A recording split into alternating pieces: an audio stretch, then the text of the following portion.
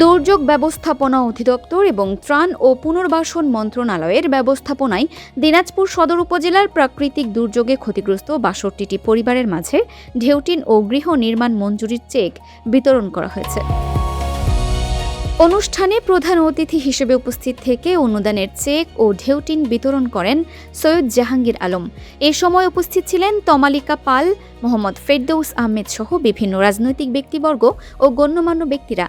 অনুষ্ঠানে বক্তারা বলেন, প্রাকৃতিক দুর্যোগে ক্ষতিগ্রস্ত অসহায় মানুষের পাশে দাঁড়াতে সরকার ধারাবাহিকভাবে বিভিন্ন সহায়তামূলক কর্মসূচি বাস্তবায়ন করে যাচ্ছে।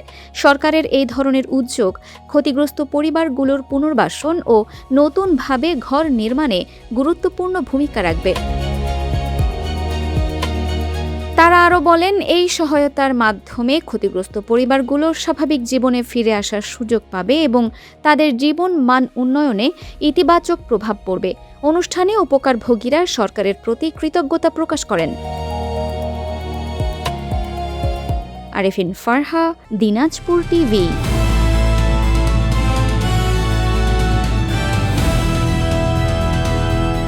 দিনাজপুর টিভি মানুষের জীবনের কথা বলে।